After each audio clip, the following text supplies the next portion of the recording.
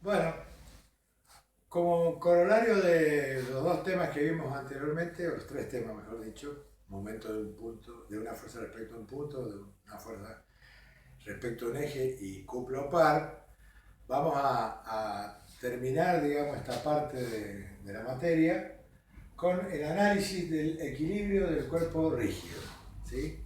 Todo lo que hemos visto anteriormente es justamente para poder abordar este concepto de equilibrio del cuerpo rígido, libre, le ponen algunos autores, yo no le he puesto nada, porque bueno, vamos a charlar a continuación. Bien, para comenzar con esto y establecer una especie de definición de lo que es un cuerpo en equilibrio, ¿sí?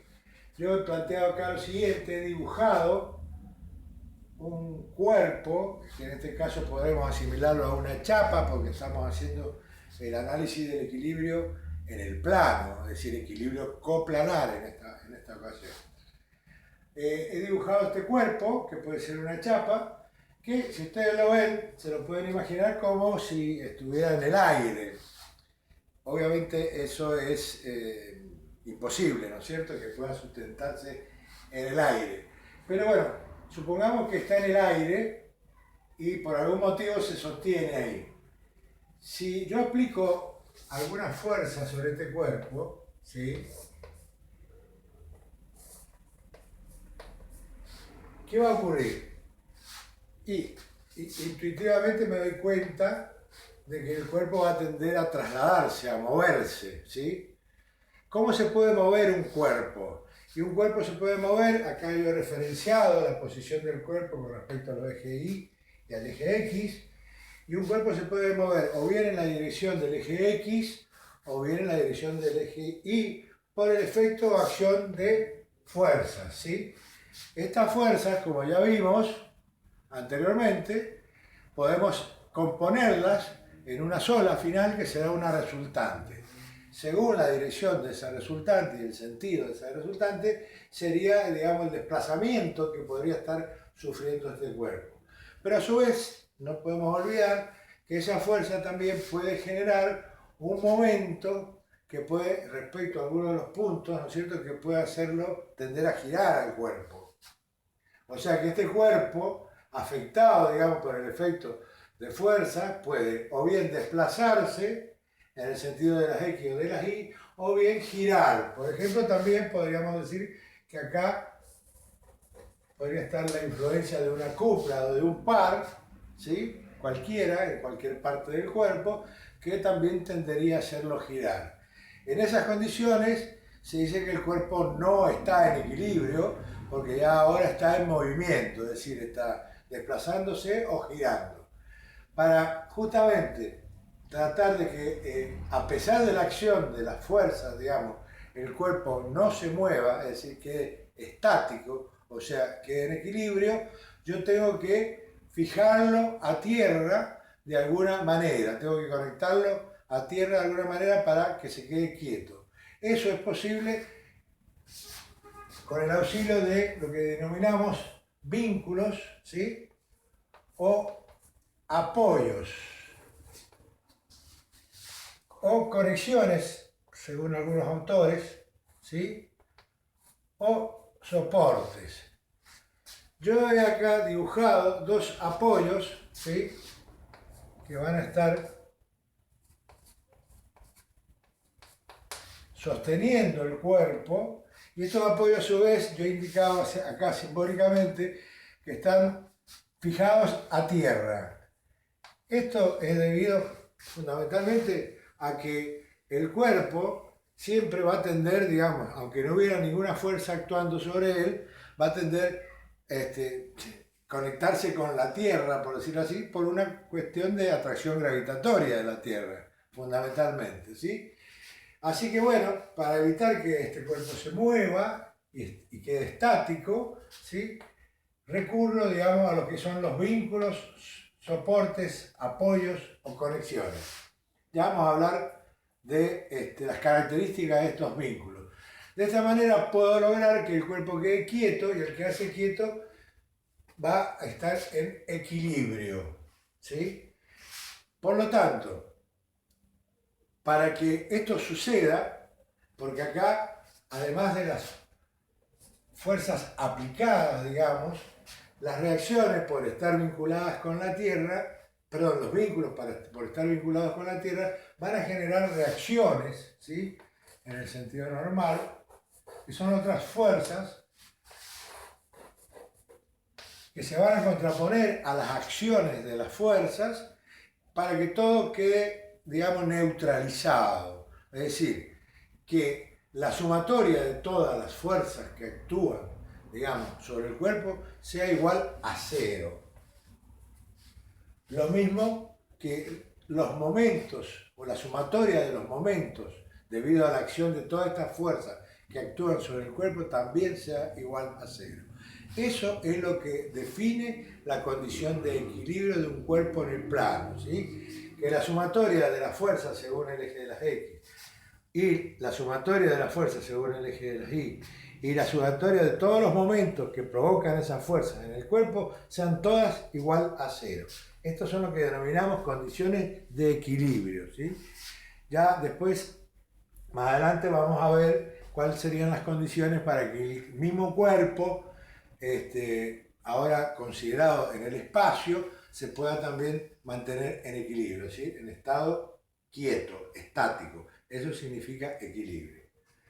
Bien, vamos a definir ahora qué son los grados de libertad. Yo recién mencioné que debido a la acción de las fuerzas o de los momentos, el cuerpo tiende a moverse, a trasladarse en alguno de los sentidos referenciados, ¿sí? O bien tiende a girar. Esto nos da claramente esta noción de cuáles son las libertades que tiene un cuerpo para moverse, digamos, en el plano. Las libertades serían, lo acabo de mencionar, serían 3. Una, desplazamiento o movimiento en el sentido de las Y. Otra libertad que tiene es en el sentido de las X. Y la tercera libertad que tiene el cuerpo es de poder girar, ¿sí? En un sentido o en otro sentido. A esas libertades se le denominan grados de libertad. Quiere decir que los cuerpos pueden llegar a tener 3 grados de libertad, como máximo, en el plano, por supuesto. ¿Cómo logro que el cuerpo se quede quieto, es decir, se quede estable? Justamente valiéndome de lo que denominamos vínculos, apoyos y conexiones, como recién los mencioné. Existen 3 tipos de vínculos.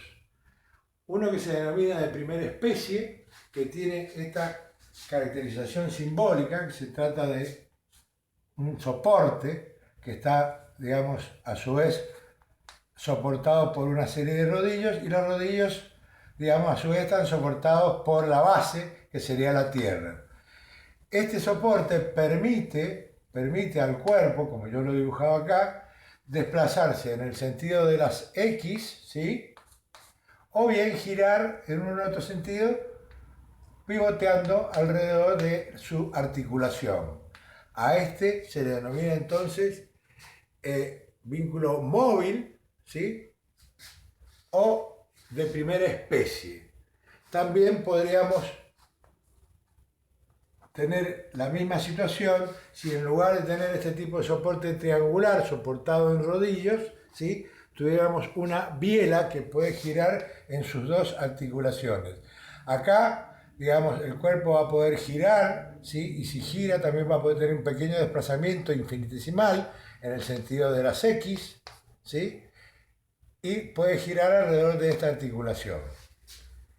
Bien, el otro vínculo que restringe grados de libertad, queda claro que, aclaro que este vínculo restringe un grado de libertad, ¿sí? Puede moverse en el sentido de las X y puede girar. No puede hacerlo en el sentido de las Y. Otro vínculo o soporte que restringe en este caso 2 grados de libertad es en lo que denominamos el apoyo o vínculo fijo, simbolizado, digamos, con un triángulo soportado a tierra, directamente empotrado en la tierra, y una articulación en su vértice. Este vínculo permite solamente el giro del cuerpo alrededor de la articulación, pero no permite el desplazamiento ya ni en el sentido de las X ni en el sentido de las Y. Un tercer vínculo, denominado de tercera especie, es aquel que restringe ya los 3 grados de libertad y se denomina empotramiento. Esto quiere decir que, por ejemplo, si este es el cuerpo, ¿sí?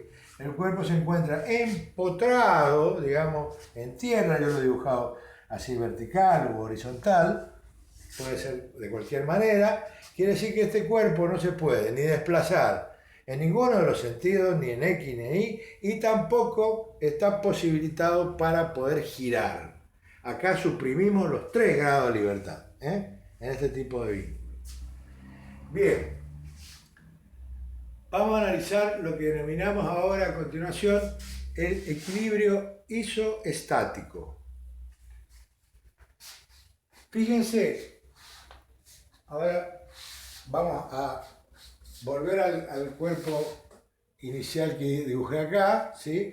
Yo, fíjense, hice 2 vínculos cualesquiera en este momento, pero si ustedes observan, puse un vínculo fijo y un vínculo móvil, ¿sí? Este restringe 1 grado y este restringe 2 grados, por lo tanto, el cuerpo se encuentra impedido de cualquier tipo de movimiento.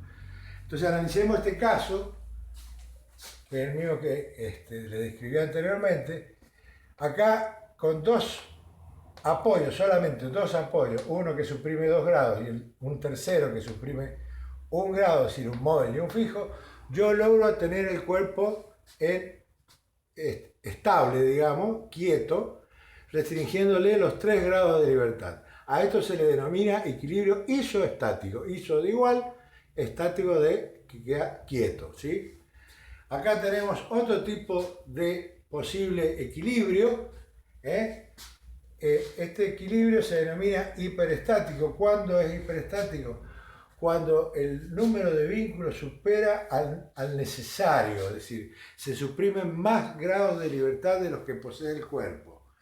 Fíjense, en el caso de la figura, que tenemos un apoyo móvil y 2 apoyos fijos, estos estarían, digamos, de alguna manera restringiendo 5 grados de libertad entre los 3, lo cual es absolutamente innecesario porque solamente con 3 podemos inmovilizar al cuerpo.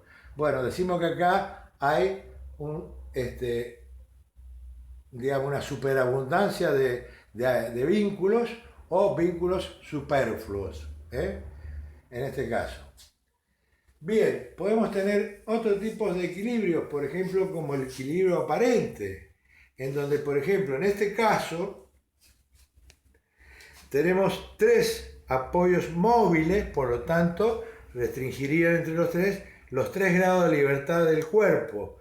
Pero cuando se da esta situación especial, digamos, en donde la normal al plano de movimiento del cuerpo en el apoyo móvil 1, la normal en el 2 y la normal en el 3, si cortan las 3 en un solo punto o polo, el cuerpo está posibilitado de poder girar alrededor de dicho polo. Por lo tanto, acá no tenemos equilibrio.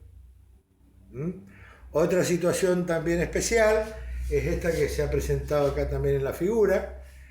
Tenemos esta situación en donde tenemos 2 apoyos móviles en la parte inferior y un apoyo móvil en la parte superior. Estas son las normales a los apoyos, ¿sí? Cuando se da esta situación, si ustedes observan simplemente de manera intuitiva, pueden apreciar que este cuerpo podría desplazarse en el sentido de las X.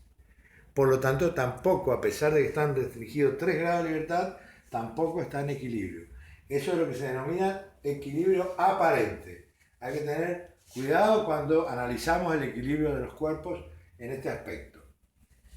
Bien, yo dije cuando empezamos esta charla que en los apoyos, ¿sí?, por efecto de las cargas que se aplican en los cuerpos, surgen reacciones de acuerdo a la ley de Newton, ¿sí? Estas reacciones son las que compensan, digamos, las acciones de las cargas, para que al final la resultante sea igual a cero. Esto es lo que se denominan reacciones de vínculo. Yo he dibujado acá una situación especial de un cuerpo, en este caso sería una especie de cuerpo rectangular, podríamos asimilarlo a una viga o a una chapa plana que tiene un determinado peso propio, que lo he caracterizado con la fuerza peso 1 aplicada en el centro. Cuando tenemos este tipo de cargas así, se llaman cargas distribuidas, cargas distribuidas, en donde la carga está distribuida a todo lo largo, digamos, del soporte que hacen estos dos apoyos, uno fijo y otro móvil como los que yo he dibujado acá, en el punto A y en el punto B. Decimos que esta carga tiene una carga distribuida, tiene una carga de X cantidad, ¿no es cierto?, de número, por ejemplo, 100 newton por cada metro de longitud del cuerpo. Por cada metro de longitud del cuerpo. De manera que si este cuerpo tuviera una longitud de 5 metros, la carga, que después la vamos a concentrar en su baricentro geométrico, sería de 500 newton, ¿sí? 5 por 100, sería de 500 newton. Y justamente para poder analizar, digamos, la situación que nosotros queremos, digamos, analizar a partir de la acción de las fuerzas que se ejercen sobre este cuerpo, debemos ubicarla en el baricentro geométrico. En este caso, por ser una figura regular, es fácil encontrar el baricentro o centro de gravedad del cuerpo. También he dibujado un par de fuerzas más acá, que se denominan fuerzas aplicadas, o concentradas, perdón, fuerzas concentradas, cargas concentradas, porque están concentradas en un solo punto, ¿sí?, de aplicación. Tenemos una fuerza P2 y una fuerza P3, caracterizadas, digamos, por su dirección, que está definida por el ángulo de inclinación de cada una de estas dos fuerzas.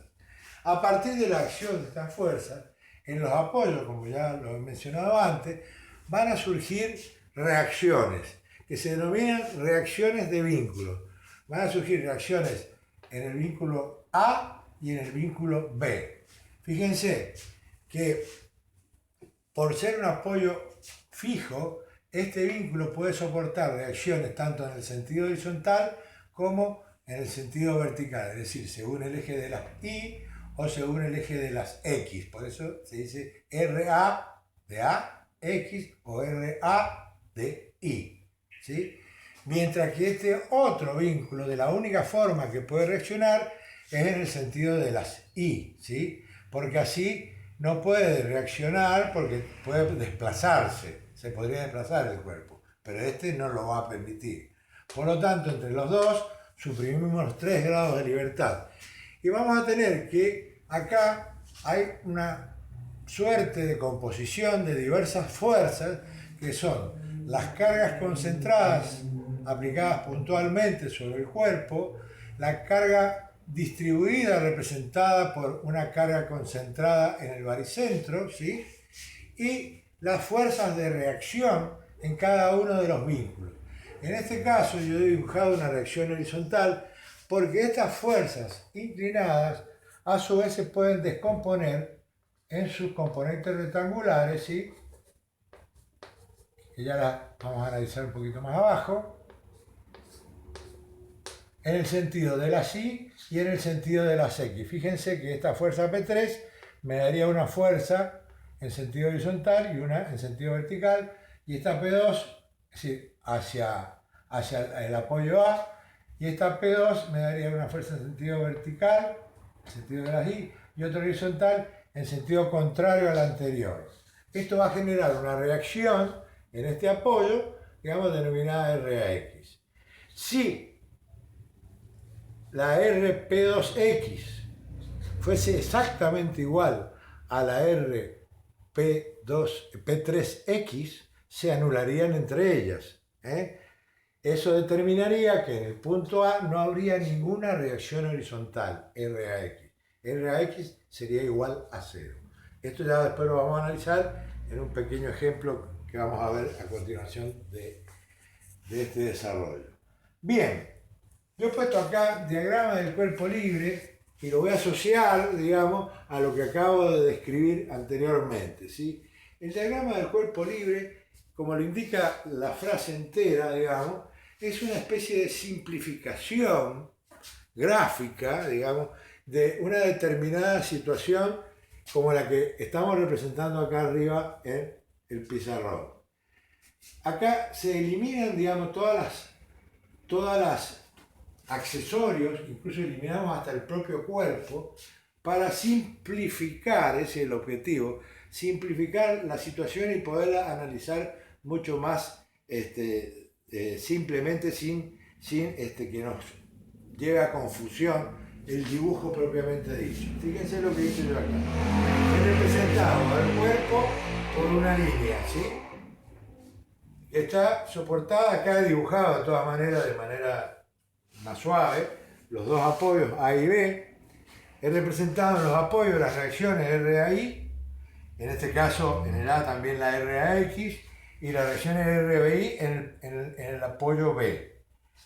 A las fuerzas P2 las he representado directamente aplicadas, porque se pueden desplazar estas fuerzas, directamente aplicadas en la misma línea, que estaba aplicada en el cuerpo, ¿sí? Bajo verticales, líneas verticales para poder confeccionar el diagrama de cuerpo libre, y la descompongo en dos fuerzas, como ya lo mencioné antes, una horizontal, P2X, y una vertical, P2Y, en el sentido de las Y y de las X. Lo mismo hago con P3, ¿sí?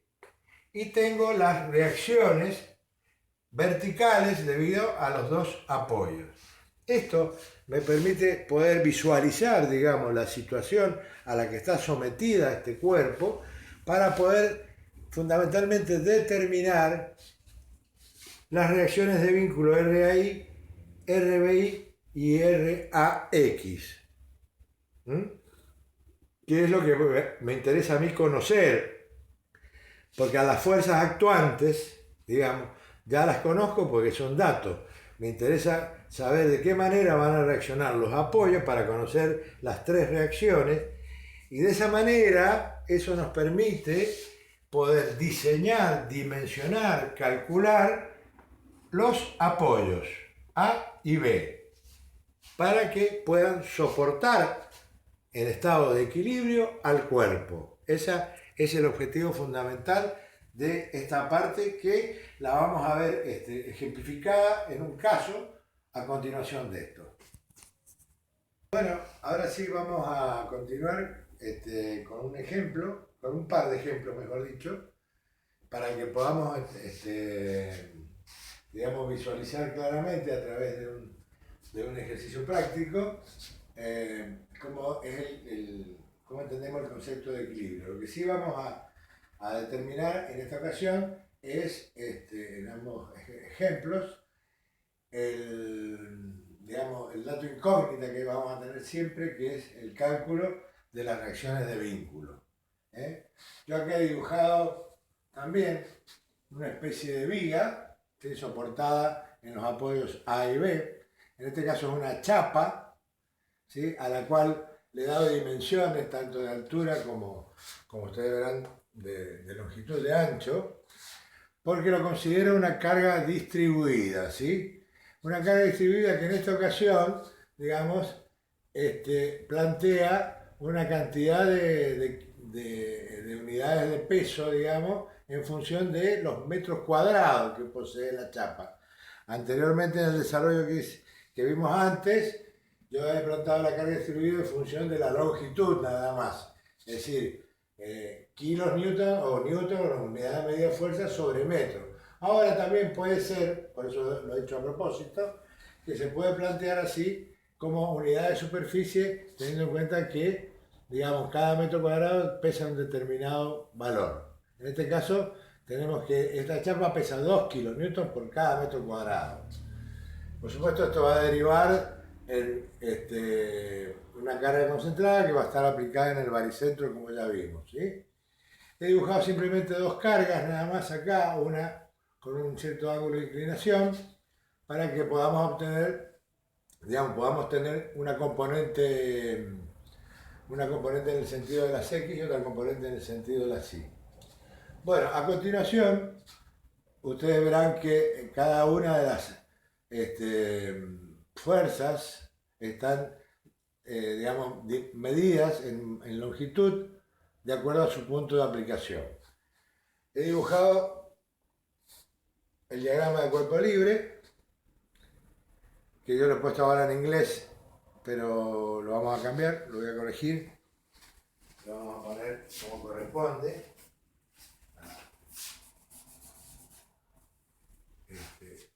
Acá también.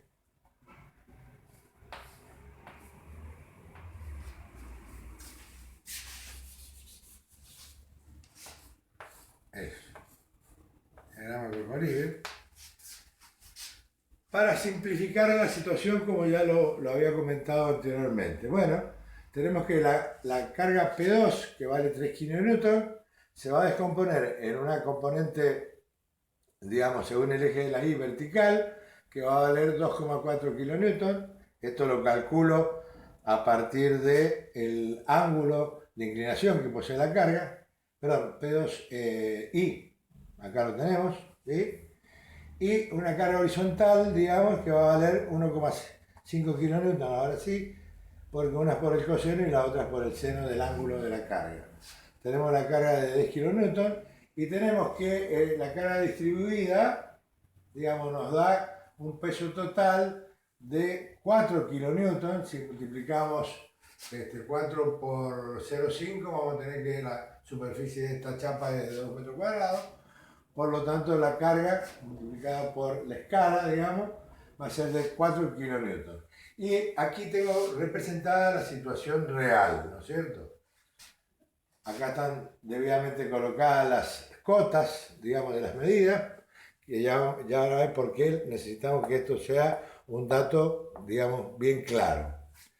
Bueno, tenemos entonces las tres cargas y vamos ahora a resolver esta situación para poder determinar cuánto vale RAX, cuánto vale RAY, cuánto vale RBY. Es decir, las tres reacciones de vínculo, ¿sí?, que son nuestras tres incógnitas.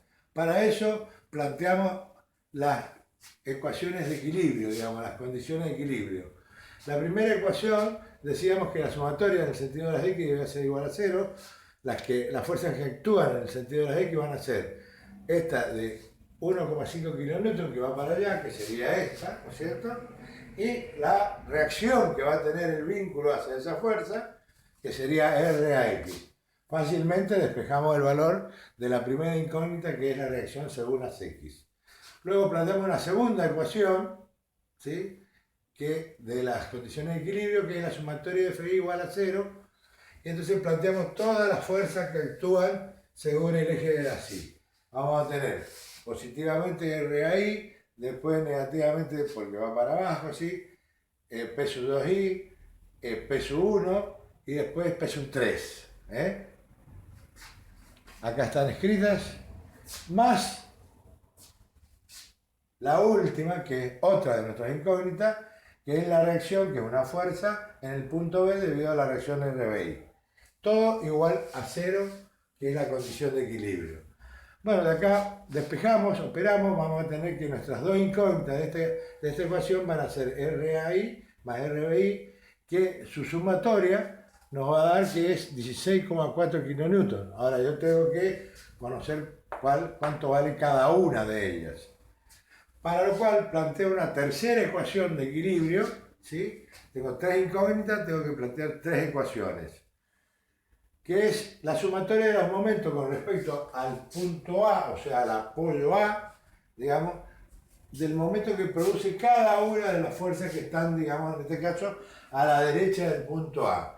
Por ejemplo, acá voy a tener que el momento de la fuerza peso 2I, que es 2,4, pero para abajo, al punto A va a ser 2,4 por 1 metro, que es la distancia al punto A. Así que esta fuerza va a girar en sentido horario, es decir, negativamente alrededor del punto A.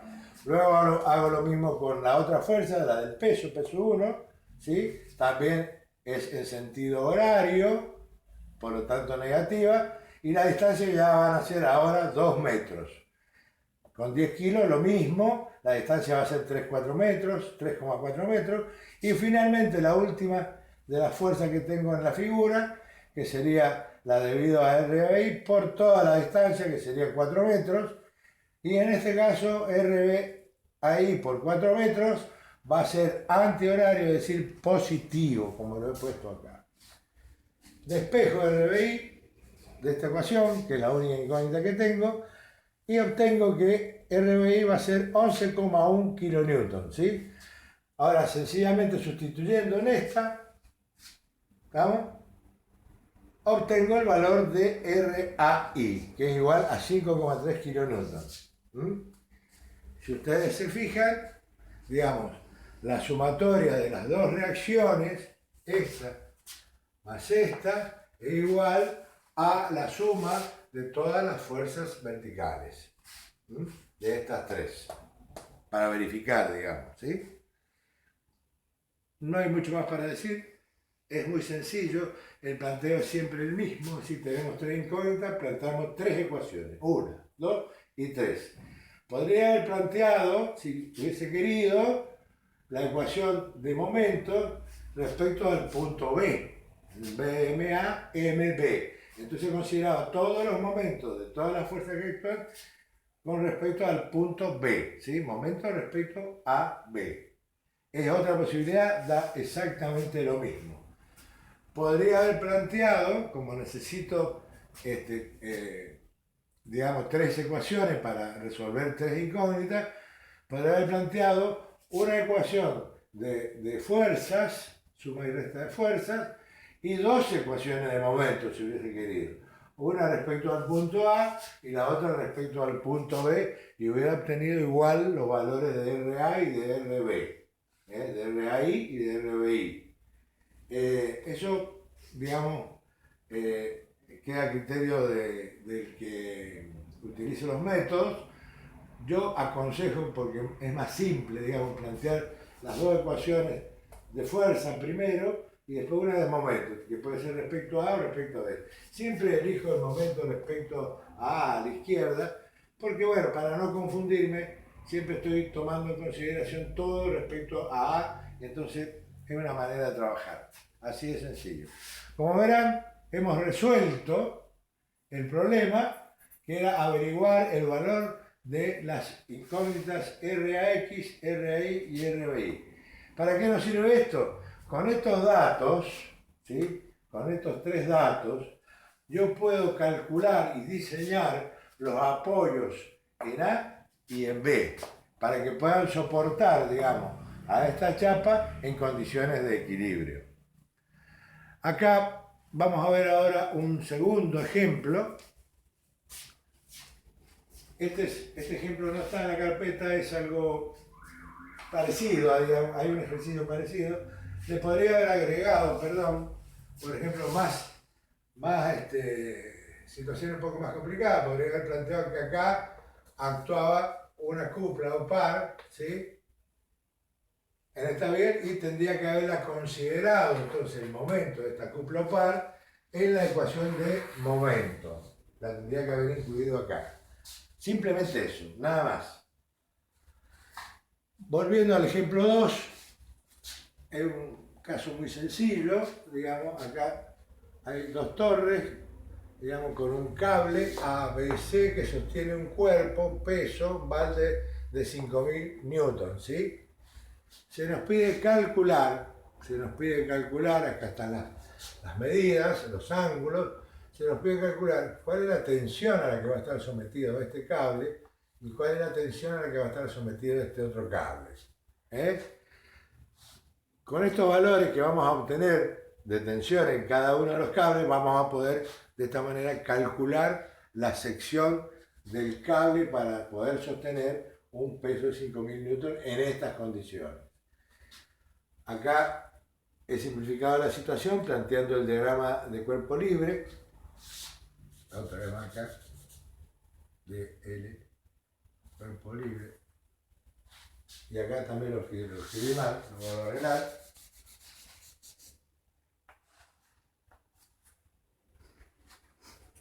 Que como verán, representa exactamente lo mismo de la figura superior, nada más que de una manera mucho más simple. Entonces tengo una fuerza actuando acá, producto del peso, que tensiona el cable y produce estas dos tensiones, T sub BA y T sub BC, ¿sí?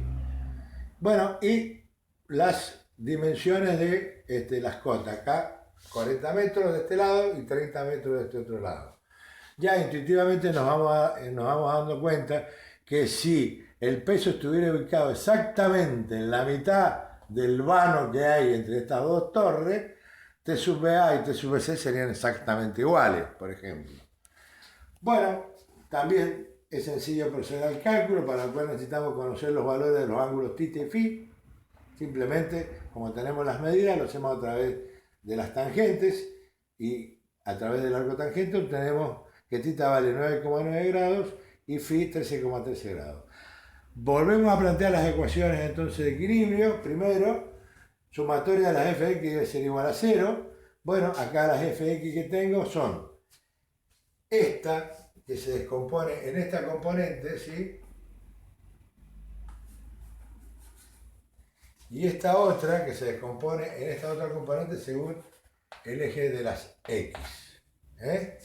Esta sería menos T sub A porque va para allá, por el coseno de θ, es decir, de 9,9 grados, ¿sí? Más esta otra, porque es positiva, va hacia la derecha para allá, que es T sub BC por el coseno de 13,3 grados. Así voy a obtener las fuerzas que actúan en el sentido de las x, ¿sí? Planteo lo mismo ahora para la sumatoria de las FI y va a tener una componente, ¿sí? Una componente T sub, primero P, que es negativa para abajo, es una de las que va para abajo, después T sub A, que es positiva porque va para arriba por el seno del ángulo, que sería esta, ¿sí? Y después T sub BC por el seno del ángulo phi, que es también positiva, porque también va para acá arriba. Las dos se superponen acá. Y tendría todas las fuerzas en el sentido de las I planteadas en la ecuación de sumatoria de FI. Luego acá, sencillamente operando en forma algebraica, despejamos de la primera ecuación el valor de una de las tensiones T sub A, ¿sí? En función de la otra. Y nos va a quedar esta ecuación en donde T sub A es igual a 0,988 de T sub C. No la conozco a T sub C, por lo tanto ahora reemplazo esta 3 que acabo de terminar en la ecuación 2 de la sumatoria de las fuerzas según el eje de la I. Reemplazo y obtengo el valor de T sub BC, que es igual a 12.590,45 newton. Nuevamente ahora ya conocido T sub BC, lo reemplazo en 3 y conozco T sub BA. Si queremos verificar, reemplazamos los valores obtenidos acá de T sub BA y T sub BC en esta ecuación, ¿sí? Y esto nos tiene que dar igual a 0. No lo he podido hacer porque por falta de espacio, pero además no es necesario. Ustedes pueden reemplazar T sub BA acá y T sub BC, perdón, que lo tengo acá, en esta ecuación, y esto debería dar igual a 0 teniendo en cuenta que P vale 5.000 newton. Esto es muy sencillo. Acá no estamos calculando vínculos, sí estamos calculando la tensión de los cables para poder calcular después dimensionar estos cables, este cable, la sección, y también dimensionar a las torres que van a soportar este peso. Para eso se hacen estos cálculos. Este sí es un ejercicio del trabajo práctico número 8 que está en la carpeta, y vamos a ver después otros también en este mismo sentido, digamos que son un poquito más complejos dentro de ese mismo trabajo práctico. Quiero aclarar que todo lo que hablamos, digamos, sobre la parte teórica con respecto al equilibrio del cuerpo rígido, se encuentra en los apuntes del código 5716, para que ustedes lo sepan, no sé si ya lo tienen, lo puedan obtener, si no, se lo piden a Villalonga. Bueno, acá a través de dos ejemplos prácticos sencillos, digamos, se resume todo lo que hablamos en la teoría sobre equilibrio del cuerpo rígido. Yo creo que no es nada complicado, chicos. Aproveché para poder cumplir con lo que les había prometido, que dije que en el caso del espacio, todo lo que hemos analizado es para el plano, ¿sí? En el caso del espacio, las condiciones de equilibrio, ¿sí? Son que la sumatoria con respecto al eje de las X, con respecto al eje de las Y y con respecto al eje de las Z es igual a cero. Los momentos de la fuerza que actúan en un cuerpo que está en el espacio con respecto al eje X, con respecto al eje Y, con respecto al eje Z, también deben ser todas igual a cero. Acá tenemos 6 condiciones de equilibrio, ¿sí? Mientras que en el plano tenemos 3. Eso es todo lo que les puedo decir por ahora. No vamos a ver casos de equilibrio en el espacio, pero bueno, es importante que también sepan que estas son las condiciones para que un cuerpo se encuentre en equilibrio, considerándolo ya en forma espacial. Nosotros hemos hecho todo el análisis del equilibrio coplanar directamente. Con esto terminamos el tema y cerramos aquí la última unidad, chicos.